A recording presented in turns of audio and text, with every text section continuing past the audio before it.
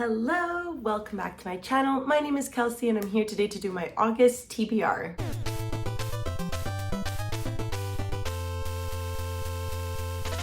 So I want to go over my TBR fairly quickly because it is 1, super hot, 2, I have my ring light on, 3, the fan is not on, I'm sweating, I'm in a long sleeve shirt, which is great when I'm cold, when the air is circulating, but when it's not circulating, I am suffering.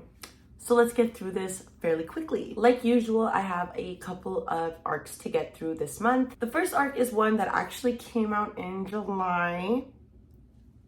So I'm a little bit sorry about that, but that is Wake the Bones by Elizabeth Kilcoyne. I've talked about this a little bit. It is a YA horror book from what I understand, and it follows a character named Laurel. The farm where Laurel has grown up on has awoken. So the woods are shifting, the soil is dead under her hands, and her bone pile just stood up and walked away. Now Laurel must unravel her mother's terrifying legacy and tap into her own innate magic before the future and the fate of everyone she loves is doomed. So it sounds pretty much like a couple of other arcs I've read this year, a couple of other horrors, probably coming of age type of vibe. So I'm really looking forward to reading this. The cover is really beautiful, so I'm hoping I like it. I haven't had a lot of luck with arcs this year, so we'll see how it goes. The second arc, I believe, is a fantasy romance, and this is The Very Secret Society of Irregular Witches by Sangu Madana, and I'm really looking forward to this. I do enjoy a good witchy romance, and that's what this appears to be, at least. So this follows a witch named Mika Moon, who is one of the very few witches left in Britain. She knows that she has to hide her magic, keep her head down, and stay away from other witches so her magic doesn't mingle and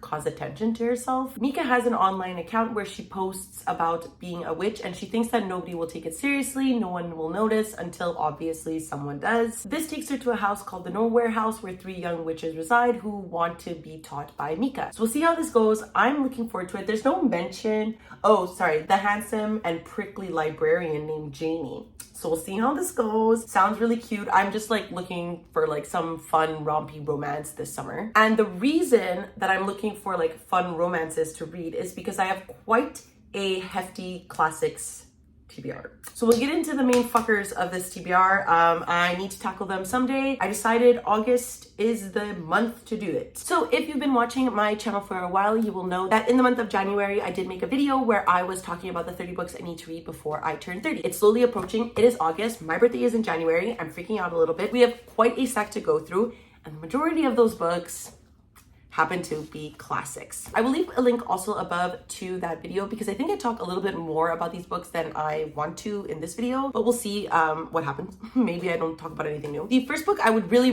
like to tackle. This is a priority. In fact, I will probably start it today, and I won't be focusing on it. I think what I'm gonna do is read an essay here or there, but regardless, this is Essays by George Orwell. This outstanding collection brings together Orwell's longer major essays and a fine selection of his shorter pieces. So the reason I want to pick this up is because George Orwell is one of my favorite classic authors. I think his writing is easily accessible. That is a purpose and a part of his intent. And I believe that essay is in here, which I would really like to read. I really like Orwellian work. I really like Orwellian ideas. So I'm looking forward to picking this up. I have never read an essay from George Orwell before, so that's another reason why I really want to dive in.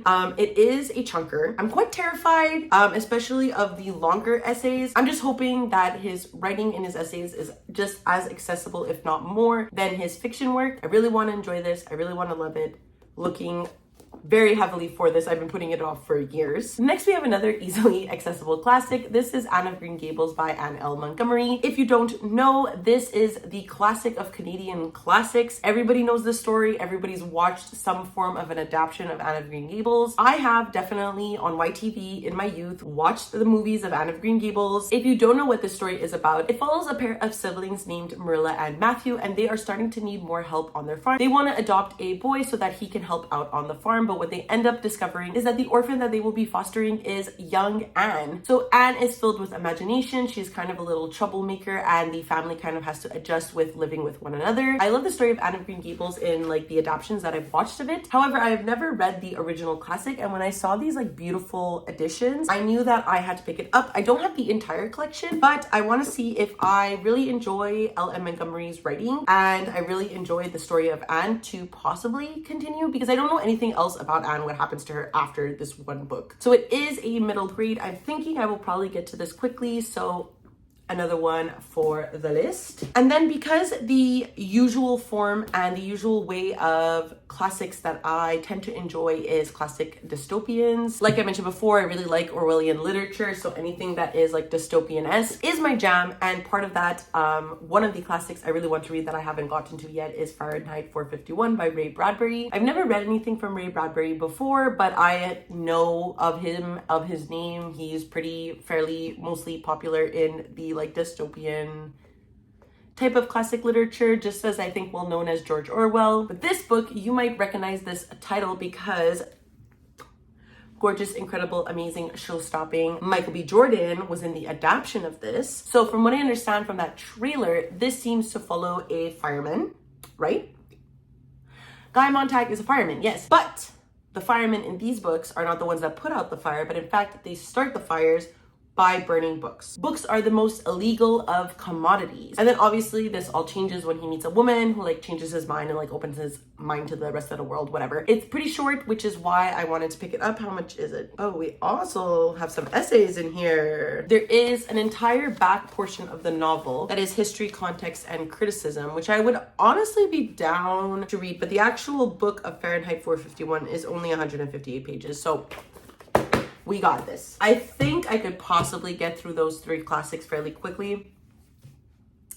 But then I have quite a big endeavor that I want to do. And if you would like to see a vlog of this, let me know, because I'm unsure if I want to take this on as like my own personal project or like something that I could put out into the internet. In my education, I did take an ancient Greek class, but we had only read the major plays. So that is like Oedipus, Antigone, that kind of thing. And we never really tackled the big 2, Iliad and the Odyssey. Now, something that I wanted to take into this experiment of mine. Yes, the Iliad and Odyssey are written by Homer, arguably one of the first writers, the first male writers. And these books specifically, the reason I chose these translations is because they are translated by women. So the Iliad, this is a new translation by Caroline Alexander. So this was composed in 730 BC around. Homer's Iliad recounts the events of a few momentous weeks in the protracted 10-year war between the invading Achaeans or Greeks and the Trojans in their besieged city of Ilion. And as told by Homer, this ancient tale of a particular Bronze Age conflict becomes a sublime and sweeping evocation of the destruction of war throughout the ages. Carved close to the original Greek, acclaimed classicist Caroline Alexander's new translation is a swift and lean with the driving cadence of its source. A translation epic in scale and yet devastating in its precision and power. I think it's interesting because, if I'm not mistaken, she also writes the introduction. And then obviously we have the normal poem, the classic poem that's written. So I will be listening to this on audio because I think that it will help me, especially with the different beats of the poem. So I'm really looking forward to that. And then I also have the Odyssey. This one is not translated by Caroline Alexander, but instead translated by Emily Wilson. And I've heard excellent things about this translation. Composed at the rosy-fingered dawn of world literature almost 3 millennia ago, the Odyssey is a poem about violence and the aftermath of war, about wealth, poverty, and power, about travelers, hospitality, and the yearning for home. This fresh authoritative translation captures the beauty of this ancient poem as well as the drama of its narrative. Its characters are unforgettable, none more so than the complicated hero himself, a man of many disguises, many tricks, and many moods, who emerges in this version as more fully rounded human being than ever before. I wanted to see if the fact that they are written by women does anything different to the translation. I'm really looking forward to this experiment. Maybe I will record it, and depending if you guys like it or not, I could potentially post these vlogs. The goal, of course, to read these so then I can become more well-versed in Greek mythology. I also got super into Greek mythology this year with Percy Jackson. So I'm really just hoping to get into this, learn a bit more about Homer and the mythology that he has added to the world. Speaking of Percy Jackson, I do want to add that I will also be reading The Demigod Files by Rick Riordan. I don't know too much about what this is, but it is a collection of short stories that take place between the 4th and 5th book. Obviously, if you know how Nani and I have finished the Percy Jackson series, but coming soon, something else is a Bruin, and therefore I want to know all there is to know before diving into something else. And so I will be reading the Demigod Files in conglomerate together in a reading vlog where I read My Brilliant Friend by Elena Ferrante. Now, do you see a connection here? Possibly not. But I will tell you what it is. It is that I am going to Italy for the last 2 weeks of August. A lot of my family lives there and I'm going for my cousin's wedding. And because I want to like give myself a purpose of reading, because when I'm on vacation, like if I don't bring books, I don't really necessarily read them. So I also decided to bring My Brilliant Friend. This is written by a female Italian author, which is amazing. I want to support her. This book tells the story of Elena and Lilla, who were born in a poor but vibrant neighborhood in Naples. Growing up on those tough streets, the two girls learned to rely on each other ahead of anyone or anything else, as their friendship serves as an at times imperfect shelter from hardship. Ferrante has created an unforgettable portrait of two young women seeking to carve out a destiny for themselves. Ferrante gives her readers the story of a neighborhood, a city, and a country undergoing monumentous change. I'm really looking forward to this. I've only heard excellent things about this book. A lot of people say that it's like life-changing and amazing. So I want to be a part of that. I want to read it in Italy. I'm hoping that the vibe and being there will really add to picking this book up. Now, you might be thinking, that's a lot, Kelsey. And besides the Demigod Files, you have no moments of happiness this month, you know? So I do want to add, I will be reading Crown of Midnight by Sarah J. Maas. I'm reading this as a part of Mel Reads' Patreon buddy read, the Le Fantasme book club. Every month, they have been reading Throne of Glass on schedule. I have not. This was the July read, which I have not gotten to. When you see my July wrap up, you will see that I have only just read Throne of Glass. So I really want to listen to this. I'm really enjoying the audiobooks. I think they're really well done. And obviously, given that I have read this series before, they go by really fast. If you don't know what this series is about, which I would be quite shocked, but this is a series that follows Selena Sardothian. She is one of the best assassins in the world, and for a crime that she committed a couple of years prior, she finds herself imprisoned. In order to be released, she agrees to partake in this event of sorts where she is representing Prince Dorian. In this event, a bunch of people have brought well-known criminals, assassins, that sort of thing, to compete in order to be the king's champion. If Selena wins, she therefore becomes the king's champion and must do whatever he says for 4 years so that she could be free. The story takes off from there, and it is particularly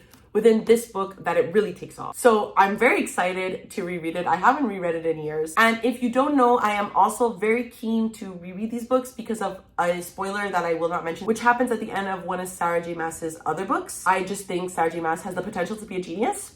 So we're gonna see how that fares. So this is my number one priority to read. Because technically in the month of August, they are reading Heir of Fire. I do, if I can and if I have time, want to at least start this behemoth. Throne of Glass, Crown of Midnight, they're not that big, they're 400 pages. Heir of Fire, however, 562, we're growing. And so if I have time, I would at least like to start on this bitch. But the number one priority is Crown of Midnight, and I will just forever be behind if I don't get to this one. So that's it. Those are all of the books I would like to get to in the month of August. Please let me know if you've read any of these books. Did you like them? Did you hate them? And also please let me know if you're interested in the nerdier part of me, the analytical English and anthropology major side of me who really wants to dissect the Iliad and the Odyssey. I think it could be fun, but I don't know who would even watch it, so let me know. And of course, if you would like to follow me on any of my other social medias, I do leave a link down below to my Twitter, Goodreads, and Instagram if you would like to follow me there. And of course, because it is the end of the video, please do not forget to